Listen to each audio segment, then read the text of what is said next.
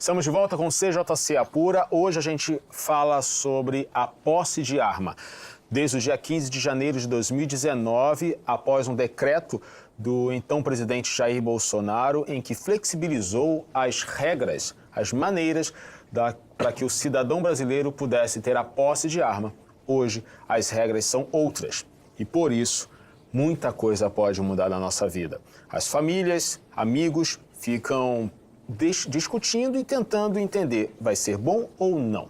Por isso, é pauta aqui do Apura. Evandro Jales tem mais informação pra gente. É isso, Anderson, porque estamos falando sobre posse de arma, mas muita gente que está em casa pensa o seguinte: tá bom, eu tenho a arma em casa, mas em que momento eu posso utilizar essa arma? Eu posso disparar essa arma? Em que momento eu posso disparar? Vamos acompanhar na matéria. Segundo o decreto feito pelo presidente Jair Bolsonaro, o cidadão brasileiro poderá justificar o uso de sua arma de fogo quando a efetiva necessidade for comprovada.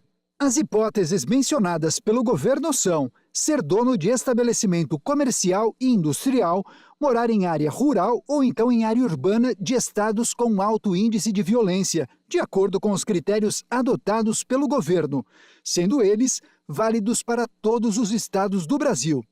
Ainda vale ressaltar que a Polícia Federal deverá examinar a necessidade da posse de armas, mas presumindo que os dados fornecidos pelo cidadão sejam verdadeiros. E Anderson, a primeira pessoa, o primeiro convidado a falar nesse bloco é o Jefferson André, também advogado criminalista.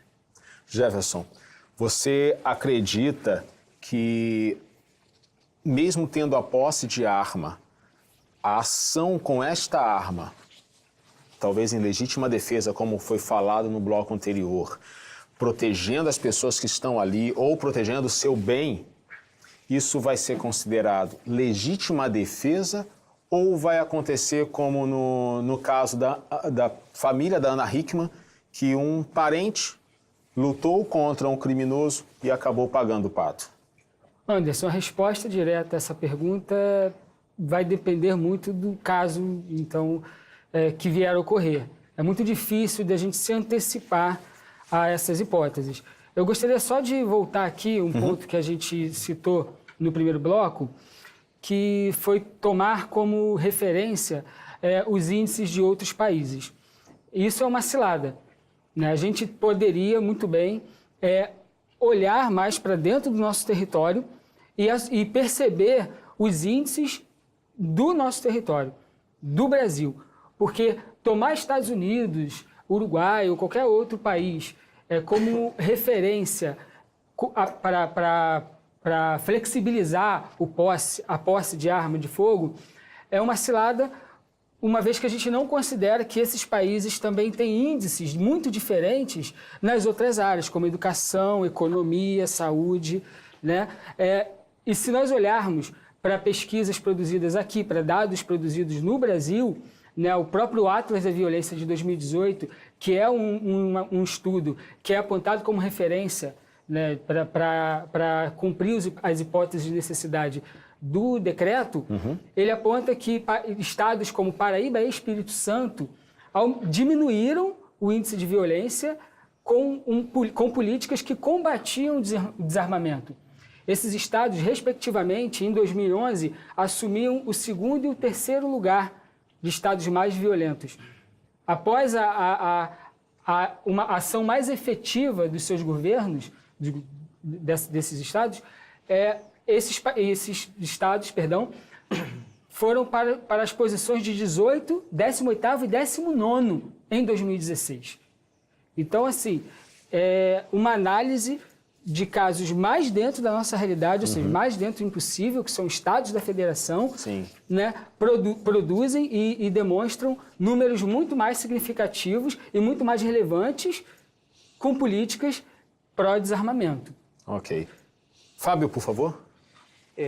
Nós temos que entender que o sistema penal, sobretudo brasileiro, ele é seletivo. O que significa isso? Ele alcança determinado nicho da sociedade, geralmente negros, de baixa escolaridade, pobres, jovens. Por que eu estou dizendo isso? Porque a lei penal, ela tem um objetivo que é o de controle social, ou seja, manter esse determinado grupo longe. Então essa lei, ela visa alcançar esse grupo para que esse grupo permaneça na margem. Daí a ideia de marginalizado. Nós temos uma mania, o Brasil de modo geral, em informar que o endurecimento da lei vai diminuir a violência. Você ataca a violência quando você ataca a desigualdade social. Então, o discurso sempre foi leis mais duras e você vai diminuir a violência. Historicamente, isso nunca aconteceu no Brasil. E o Brasil, ele vai, quando você flexibiliza a posse de arma, você vai na contramão do mundo, que está rediscutindo, aqueles que têm essa flexibilização, tanto do porte quanto da posse, está rediscutindo se isso realmente vale a pena e se isso tem uma eficácia plena naquele país.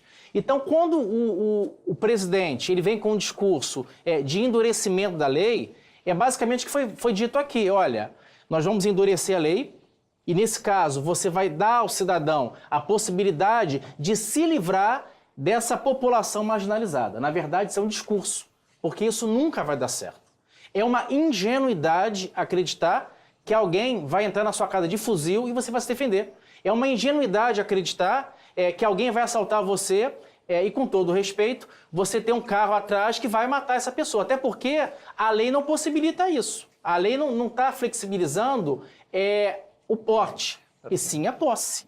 Então, essa arma ela vai ter que estar num determinado estabelecimento ou na sua casa. Então, seria uma ingenuidade.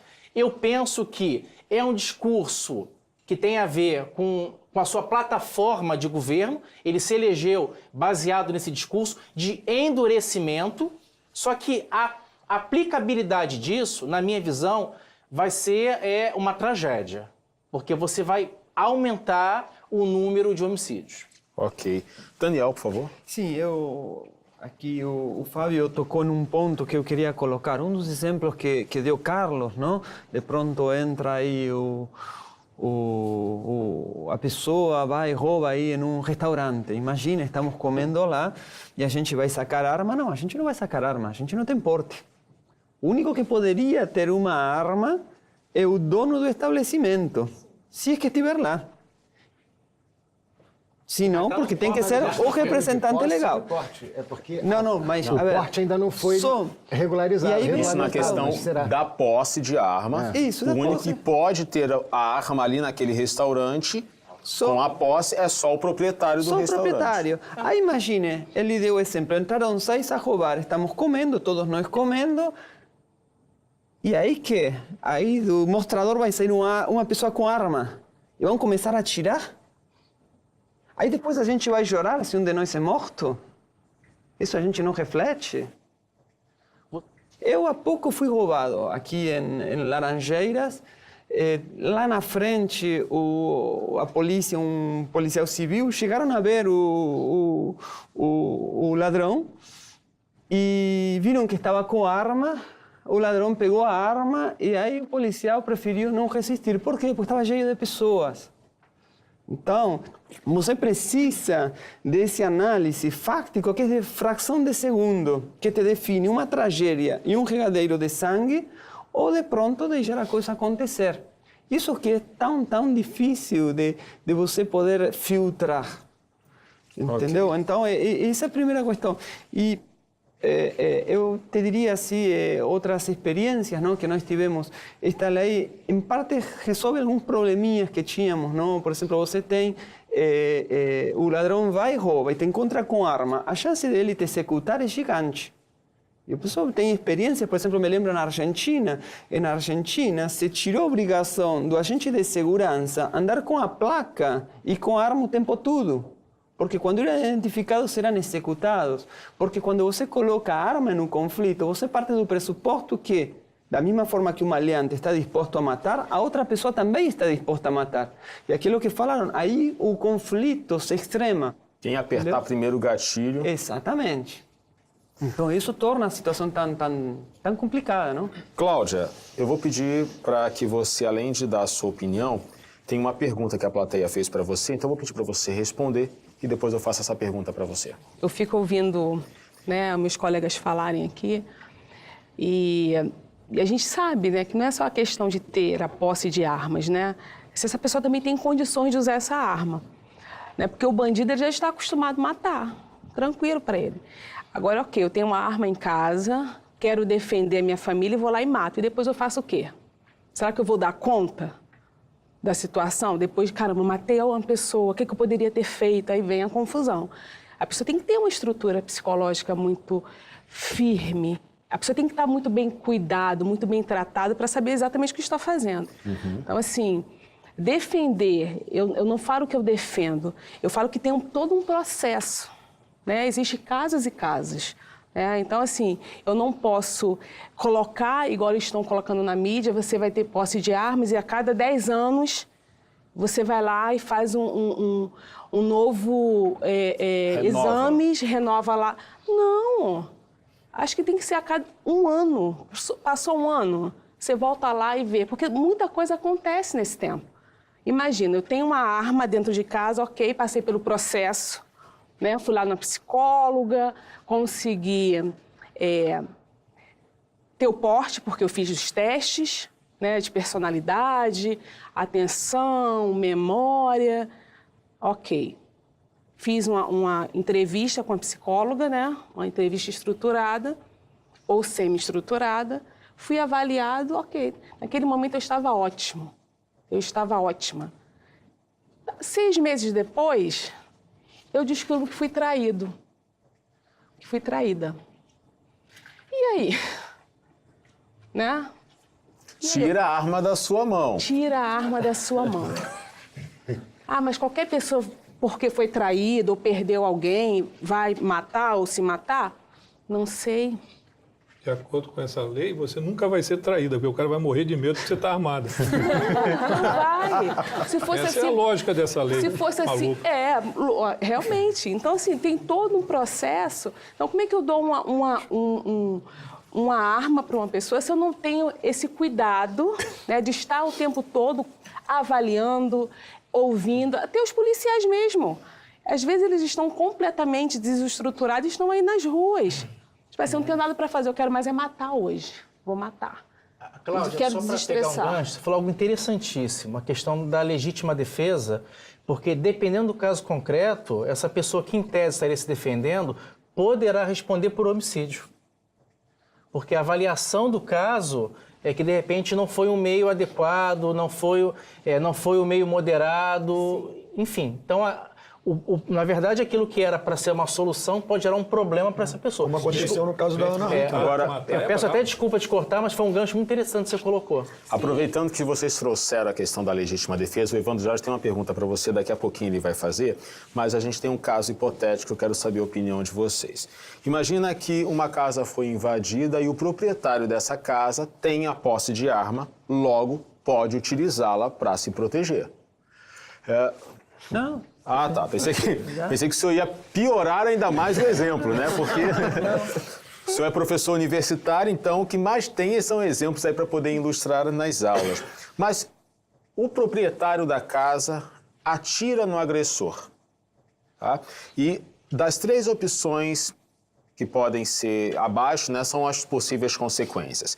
A pessoa atingida foge do local, a pessoa atingida gravemente ferida não consegue fugir do local e é presa ali, ou a pessoa atingida morre no local. Como que a justiça lida com o dono da casa, autor do tiro, nessa situação, doutor? Depende do caso concreto. Depende da investigação, da Câmara, da Vara, do entendimento daquele juiz. Pode ser que seja caracterizada uma legítima defesa, pode ser que seja caracterizada uma tentativa de homicídio, pode ser que seja caracterizada uma lesão corporal, tudo vai depender do caso concreto. Então, aquilo... Só para ajudar nisso, a questão do projeto, vou entrar só nessa, a questão do projeto do Moro. O projeto do Moro te responde isso. Então, assim, tudo vai ser avaliado de acordo com o caso concreto, porque na legítima defesa, alguns pontos têm que estar definidos. É uma agressão injusta e imediata, os meios... Se ele ainda só percebeu que o bandido pulou o muro e invadiu a sua casa. Então, uma boa Só colocação. atirou, ele simplesmente entrou no terreno dele e ele falou assim, esse camarada vai fazer maldade, então deixou logo atirar. Não estaria caracterizada a legítima defesa, possivelmente. Porque tá? ele, na cabeça dele, ele poderia imaginar que estava sendo atacado. Aí poderia ter seria uma a filha no legítima quarto. defesa putativa. Isso. Aí é uma outra situação. Por isso é que o projeto do Moro nasceu exatamente nisso aí. Então, assim, Jovem, você pode falar melhor. A questão é, o que é o projeto do Moro? Ele cria essa circunstância Ele toda. flexibiliza a legítima defesa. Ele flexibiliza a Para os legislação. agentes de segurança pública. Agora, Vamos só um de cada vez para a gente como conseguir entender. eu não sou advogado, eu vou me retirar da discussão um pouco e queria voltar na questão brilhante da Cláudia. É brilhante. E aí me chama a atenção o seguinte, matar não é um ato normal. Matar para um ser humano normal, qualquer um de vocês pega uma arma e atira numa pessoa e mata. Como é que essa coisa funciona? Eu estive nos Estados Unidos, no FBI, uma vez, e conversamos muito ali. Nos Estados Unidos existe uma questão fundamental. Toda vez que o policial está na rua e ele executa alguém, ele sai da rua. E ele passa por uma nova avaliação. Porque matar não é natural. Não dá equilíbrio, não é natural. Agora, eu me imagino na seguinte situação. Um garoto de 13 anos, que é assim que o crime no Rio de Janeiro está funcionando, entra na minha casa e eu dou um tiro na cabeça dele. Meu dia seguinte é um inferno. Agora, como é que o cara me diz que eu só vou voltar a conversar com o Estado novamente daí a 10 anos? É a colocação que eu faço. Daniel. Sim, eu queria abordar a questão da legítima defesa. Não? A legítima defesa implica sempre uma injusta agressão atual iminente, não? Na qual o sujeito vai repeler de uma maneira proporcional. Mais ou menos a definição do Código Penal do que é a legítima defesa. Significa que eu sempre tenho que reagir a uma injusta agressão. Se não há injusta agressão, não há legítima defesa, primeira questão. Mas esta resposta tem que ser também proporcional. Na aula a gente trabalha um exemplo, o exemplo do pomar, um exemplo muito histórico. O dono da propriedade, paralítico, tem uma arma, tem um pomar, de pronto vê alguém que se cruza aí para roubar umas maçãs. Vai fazer o quê? Pegar a arma, pum, acaba com a pessoa. A legítima defesa. Aí uma injusta agressão contra o patrimônio, unicamente o meio que ele disponia era a arma, pum, apunta. Não tem legítima defesa, porque o meio é desproporcional. Tá? Imagina agora, Anderson, você vem para cima de mim e também tem uma arma, pum, atiro. Não, também não há legítima defesa, porque é desproporcional a magnitude da agressão com o meio escolhido de defesa. Então começa a se ver aqui que a coisa é mais complexa. É pior. Segunda, só para ir... Então, isto tem a ver com o meio. Agora, eu te falei que deve haver injusta agressão. Se você se dá meia volta e começa a ir embora, posso te atirar? Não posso, porque isso é sua agressão. Então, se eu te atirar, estou te executando um excesso doloso. Então, juridicamente se fraciona a relação causal. Então, no primeiro momento, quando você, bandido, me atacou, estou agindo em legítima defesa. No momento que você se dá a volta e começa a ir embora, cessou a injusta agressão, a partir de aí, se eu pego minha arma, apunto e atiro, a minha conduta é uma injusta agressão. Olha como funciona. E é uma conduta dolosa, então eu vou responder por homicídio doloso. Então, aquilo que falamos termina sendo muito mais complexo e ter uma arma na casa me pode colocar esse grande problema de lugar achar que estou me defendendo, posso até me chegar a defender, posso até reagir ante a agressão, mas virar depois respondendo por um homicídio doloso. O único que não... Isso é porque... O único que te vai restar assim de aliciente, que os crimes dolosos contra a vida funcionam no júri. Então, talvez aí o júri te termine eximindo de responsabilidade. Mas, desculpa, só para fechar a questão completa. Tudo bem, você elimina a pena, mas tua conduta segue sendo ilícita. Significa, então, que você poderá ter a obrigação de reparar aquela pessoa que você injustamente matou. E isso também tem que ser dito. Tá? Okay. Porque nossas condutas geram responsabilidade criminal, o eixo do debate está sendo esse, mas também responsabilidade civil. tá bom? E aí a gente responde com todo o nosso patrimônio. A legítima Bom, defesa. a gente, só um minutinho, a gente vai... Eu tô aqui com a lista gigante de todos vocês que vão falar. Evandro Jales, por favor. Posso fazer a pergunta ou chamo? Chama primeiro e depois você faz a pergunta para a doutora Cláudia. A gente tem mais algumas falas, né, ou afirmações de personalidades pelo Brasil. Vamos começar com a Fernanda Montenegro, que ela é uma das mais renomadas atrizes do Brasil e única do país indicada para a categoria de melhor atriz no Oscar em 99. Montenegro é contra as armas e chegou a fazer campanha pelo desarmamento na votação do plebiscito em 2005. E o Dudu Nobre, ele é a favor da posse de arma. Dudu Nobre, em uma viagem do cantor, divulgada em 2014, demonstrou o entusiasmo com as armas de fogo. Nele, Dudu aparece portando um rifle FAL de calibre 7.62 de uso exclusivo do Exército, enquanto a pessoa ao seu lado segurava uma pistola .40. Na época, o sambista soltou um comunicado informando que tinha registro de arma e que ela faz parte de sua coleção. Ele falou ainda que chegou a emprestar a arma para gravações do filme Tropa de Elite 2. E eu tenho uma pergunta para a Cláudia aqui, porque no bloco anterior, o Daniel falou sobre a velocidade de tomar uma decisão no momento crítico. A minha pergunta, Cláudia, é a seguinte: o quanto esse poder de decisão fica afetado por uma situação de risco de morte? Adrenalina, medo. O quanto a minha decisão de saber se eu posso ou não puxar a arma, atirar, o quanto essa decisão é afetada, sabe? Primeiro, achar o cofre, lembrar da senha, né? Porque aí, imagina, esse nervoso todo, você agitado, não, vou achar o cofre, lembrar da senha e pegar essa arma. Então, assim, a gente nunca sabe, o ser humano nunca sabe como ele vai se comportar diante de algo agressivo, né? De algo diferente, que não é comum do seu dia a dia. Então, assim, falar que ele vai ter uma reação de pegar a arma firmemente, ir lá e atirar no lugar certo para matar, assim, é loucura. E aí, aquela criança, ele pode ter um filho em casa que vai ver aquele pai assassinando o homem. O que essa criança vai guardar? Qual vai ser essa informação? Como é que esse pai vai se comportar com esse corpo estendido? Vai querer morar naquela casa depois? Então, assim, a gente não tem como prever. Só diante da situação que você vai reconhecer como você funciona. A gente não sabe. Cada momento é um momento.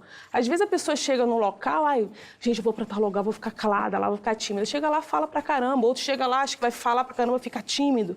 Assim, coisas básicas, mas imagina você com a arma na mão, você que não tem acesso, ou você não anda por aí armado, não usa isso no seu cotidiano, e de repente, no meio da crise, porque no meio de uma crise, você vai lá e acha que pode atirar e que vai ter condições psicológicas de lidar com isso depois. Então, assim, é um grande engano. É olhar para todo esse discurso, né, que é muito bonito, para quem não tem consciência de como o psicológico funciona depois de um trauma, porque isso é um trauma. A pessoa não está acostumada com isso.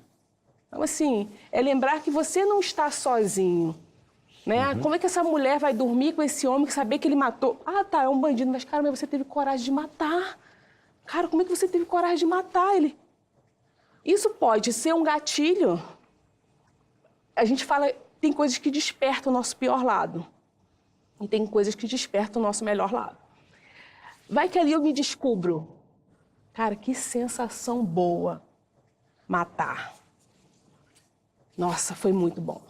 E aí? Daqui a 10 anos a gente fica sabendo do que pode acontecer. O que pode acontecer. Esse foi o segundo bloco do CJC Apura. No próximo, a gente continua o nosso debate sobre a posse de arma no Brasil.